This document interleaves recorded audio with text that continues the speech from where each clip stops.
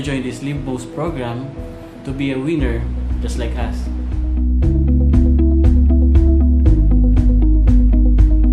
Wealth can be acquired through many opportunities, but health only comes once. Welcome to Infinite Wellness Opportunity Network.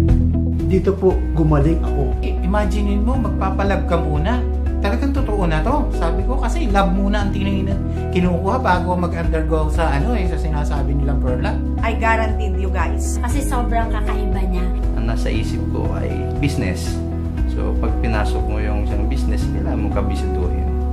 Pero later, nung maano ko na yung business, ay hindi lang pala business ang pinasok ko. More than business.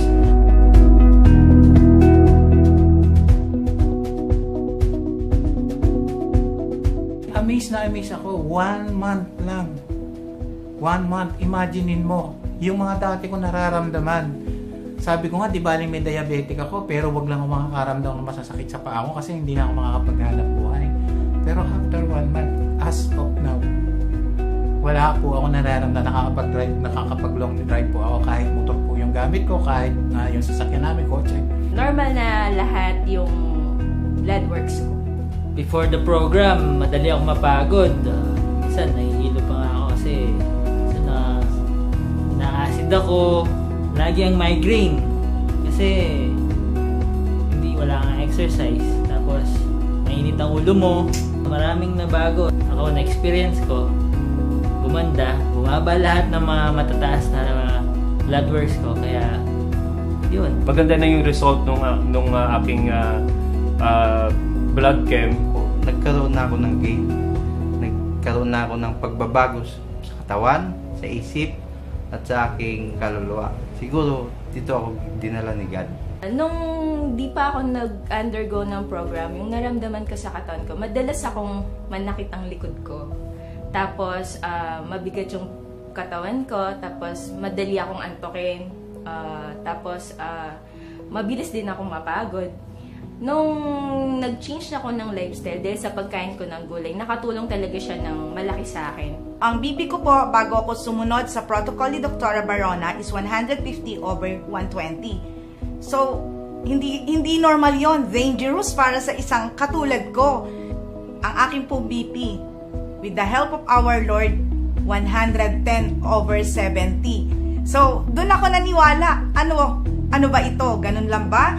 Pero, sa awa po ni Lord, talagang naniwala po ako. Bakit? Wala akong tinitake any synthetic medicines, any supplements. Hindi po ako nag-take. Nasanay din na rin ako ng pag-akyat panaog. Ganun nakadali. Kasi nga, magaang na yung timbang ko.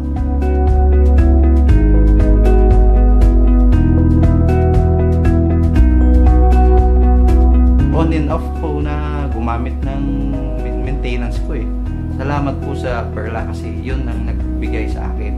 Kung paano i-treat ang aking sarili, i-treat ang aking body sa natural na paraan. Hindi kontrolin ang aking sarili rin. From almost 83 kilogram, 74 na lang po ako sa ngayon. Lagi akong sumasakit yung aking katawan. Maya nakahiga ako. Ngayon, nung dumating po si Perla dito sa aking buhay, ayun na nga po, nag-training kami. Awa po ng Diyos, yun ang nangyari sa akin. Yun pong alternative healing na tawag.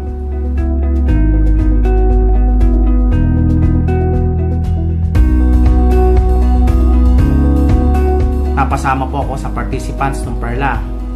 Tapos, doon ko po nalaman yung mga lifestyle ko po pala ay hindi po maganda. So, nakita po sa laboratory ko na mataas po yung unang-una po yung FBS. Yung FBS ko po ay maabot po ng 376.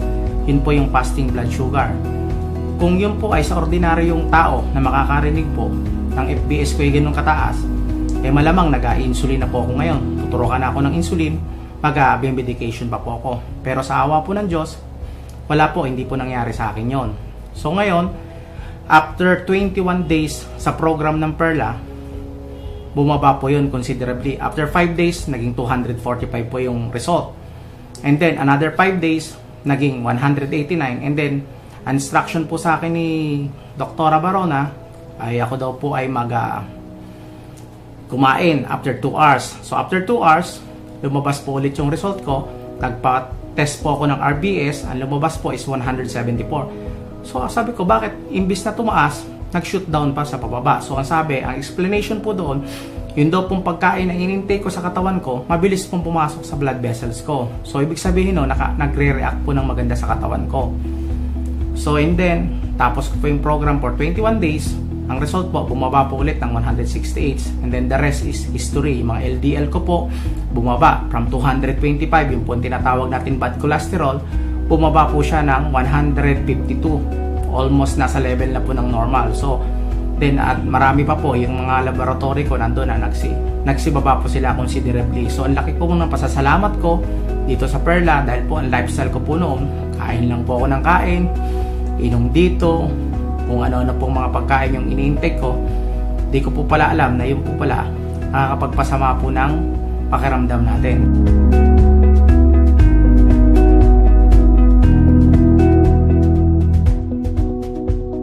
Huwag lang ako makakaramdam ng masasakit sa paa ko kasi hindi na ako makakapaghanap buhay. Pero after 1 month, as of now, wala po ako nararamdaman, nakakapag-long drive po ako kahit motor po yung gamit ko, kahit yung sasakyan namin, kotse. 48 years old na ako. So, sa akin, siguro, ito na yung pinakamagandang blessing na naibigay sa akin ni Lord. Then nagpa-check up uli ako, then lumabas yung result. Maganda na yung result nung aking blood chem. Lahat nag-improve. Bumaba po ang aking sugar, bumaba po ang aking uric acid, bumaba rin po ang aking timbang. Nung pong nasa States pa ho ako, 2 months ago, ang timbang ko po ay 178 pounds. Nagsimula po akong healthy living po doon at ngayon po ay 145 pounds na lang po ako dahil sa programa. Nagbago po ang aking pakiramdam in terms of hindi po ako mabilis na napapagod ngayon. Hindi po kamukha dati na tatakbo lang po ako ng let's say jogging for 1 kilometer. Pagod na po ako nun. Pero ngayon parang bumalik po yung aking stamina and health. Yung unang pre-test namin, so actually flying colors sila lahat. Uric acid, cholesterol, LDL, halos lahat. And then after ng program, which is 4 weeks namin in-experience yun, bumaba lahat. Nung una, ang bigat-bigat ng katawan mo, yan, yung mabilis kang mapagod, palagi kang tulog, wala kang energy.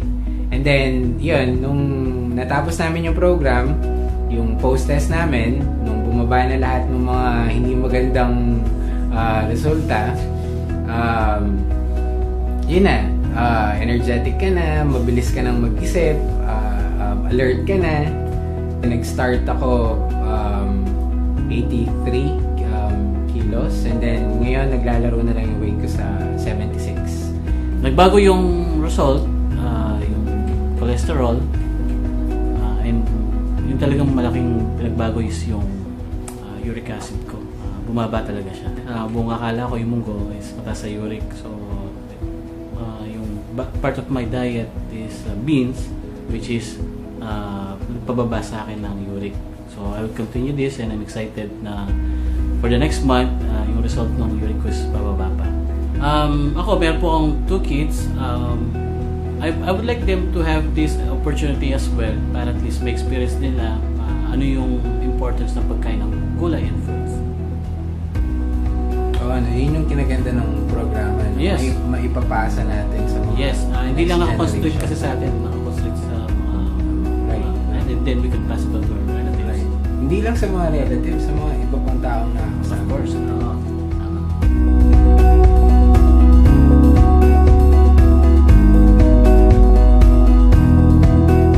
Pinakamalaking bumaba sa akin is uric acid and cholesterol. At syempre, proud na proud ako bumaba yung weight ko. lahat ng mga fans ko nasusuot ko na kasi laki ng binaba talaga. Kaya napaka-effective ng program na in-undergo namin. Bumaba na yung mga lab works ko, gaya ng cholesterol ko, bumaba na siya, normal na siya, uric acid ko, normal na rin. Tapos yung sugar ko, bumaba rin siya. At the same time, yung weight ko, dati akong nasa 74 kilos, naging 71 na lang siya ngayon, 7.7 pounds ang nawala sa akin. Dahil sa pagkain ko ng tamang pagkain. Ngayon, normal na lahat yung blood works ko. Yun kasi yung problema ko talaga, constipated ako. Especially kapag nag-out of town kami, as in talagang hindi ako komportable. So yun yung naging problem ko. So after 2 weeks na ginagawa namin yung program, diba? Sabi nga, lifestyle, kailangan talaga adjust ka, baguhin mo kung ito yung dati. So medyo babaguhin mo siya. Pero ang good thing mo po nito, after 2 weeks, sobrang alam mo yung pagkagising ko sa umaga, tapos ginagawa ko lang yung program kasi meron po kaming, anong tawag dito, yung ginagawa sa umaga pagkagising. So, after nun, alam mo yun, talagang tinatawag na kaagad ako. So, sobrang dun po ako nagulat and even nakita ko talaga yung difference ng bowel movement ko before and after. Gumaang yung pakiramdam ko. Yung dati kong hindi nagawa ko na. Sa pag-akyat sa aming hagdanan, may second floor po yung house ko, hindi na ako hinihingal. Ganun nakadali kasi nga magaang na yung timbang ko. Ako po si Robin. I'm Toby. I'm Junie. Lloyd. I'm Deb. And we are One Angeles Group. Meron po akong addiction sa alcohol. Yan. So, isa sa mga naging bad lifestyle ko yun. And aside from that, associated po siya nung mga pagkain na hindi tama na ipinapasok ko sa katawan ko. Ngayon, nung nag-undergo po ako ng programa ng LiveMost and with assistance ni Perla, na-correct ko po yun. Marami akong natutunan, marami akong na-correct sa lifestyle ko, sa pagkain, and then na-overcome ko rin yung sa addiction ko sa alcohol. So, yun yung malaking role na naitulong sa akin. Ako, same ako ni Robin. I have addiction with coffee naman. Especially yung content ng sugar ng coffee dahil aside from the coffee itself, nalagay ko siya ng creamer and sugar. Food lover po ako. Mahilig ako sa sweets. Mahilig din po akong kumain ng fast food. Nung pong nag-undergo ako dito sa program na to, malaki po yung naging changes sa lifestyle namin ng buong family ko po. Kasama po yung mga anak ko. Yung pagluluto po, naging big challenge po siya sa akin. Kasi dahil dati kang nagluluto ng masarap na meat, babaguhin mo siya ng mas masarap na vegetables na may kasamang fruits. Yun lang, sabi ko, maalis lang yung mga ganun nararamdaman ko. Ang ano ko na mabibless ako dahil una-una si Lord siguro yung nagpakita ng ganitong klase ng opportunity. 2011 po, na-diagnose po ako na ako po ay isa sa diabetic. Yung tuhod ko, yung aking ilalim ng paa, parang sinusunog, mainit. So, sa hirap na naramdaman ko na yun since 2011, kahit na ano pa yan, susubukan ko. Sabi ko sa sarili ko, minsan hindi ako makatayo eh. Imaginein mo, sir, may nangyari. Yung dating 112 ko, umahaba agad, naging 90 o 85, mga ganon. Oo, 112 yung aking FBS. FBS yun ha. And then sabi ko, ang galing naman ito, wala akong nag-take lang ako na isa-isa lang. Kasi sabi ni doktora, wag daw munang ialis yung maintenance kasi nagme-maintenance na po ako sir eh. So, sabi ko, kung 90 na to, on the second week, mas bababa pa to kasi gusto musunod ako sa protocol ni doktora eh. So, nakita ko, after second nag-ano ako, makulit ako. Sabi ko, tingnan ko nga ito kung totoo yung sinasabi, FBS to. Tingnan ko nga pag pa-RBS naman ako o yung tinatawag na random blood sugar. So, kumain ako na marami. Pero yung kinain ko, sangayon pa rin to sa protocol ni doktora. Kaya lang din naminyan ko. Sabi ko, tingnan ko nga kasi EPS yun eh. So ngayon, ang ginawa ko, kumain ako, and then after 3 hours, saka ako nagpunta ng ospital, nagpa-check ako, nag-RBS ako. Ito na yung naging problema to ha. Ba't mas mababa pa kaysa nung nag-FBS ako? So ibig sabihin lang, maganda talaga yung program, yung health programs na ginawa sa amin. Ito po yung isa pang na-amaze ako. Kasi sabi ko, kung ito yung dire-diretso ko, eto na naman, diner ko na naman, tanggalin ko nga ako yung aking iniinom na binigay na ng mga doktor sa akin. So tinanggal ko, diner ko na naman, and then after 1 week na naman, nagpa-RBS uli ako, kumain na naman ako.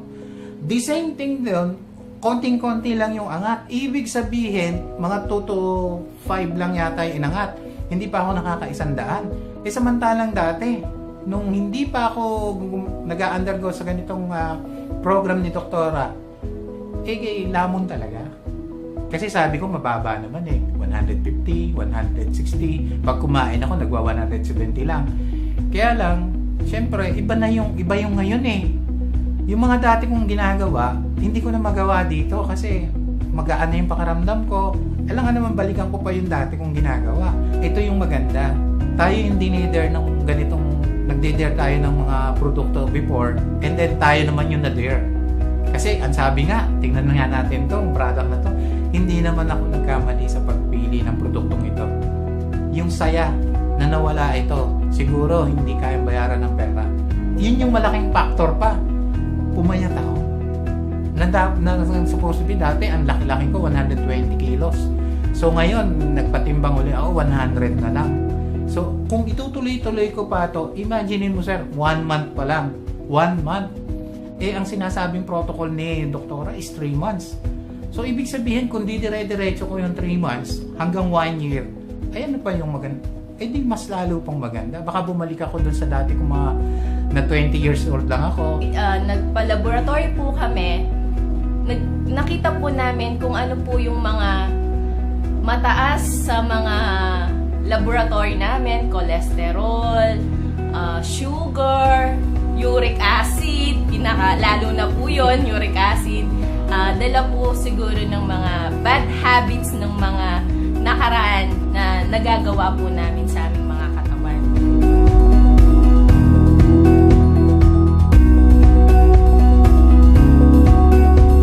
Ito na yung pinakamagandang blessing na naibigay sa akin ni Lord na nakatagpo ako ng isang produkto na hindi ko talaga siya iaalis sa aking tabi.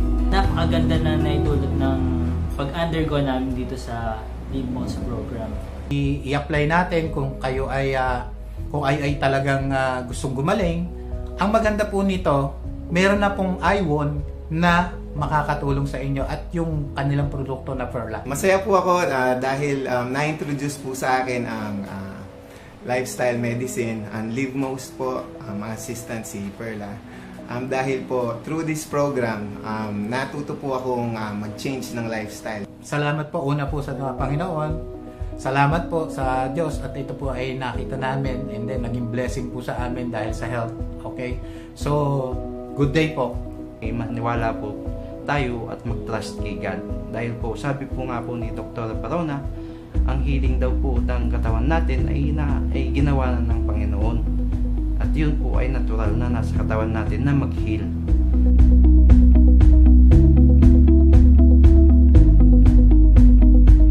Sa mga nakakapanood po ng video ito, subukan nyo po yung protocol ng Perla. Pwede po kayong mag-inquire o mag-join sa pamamagitan po ng iWon.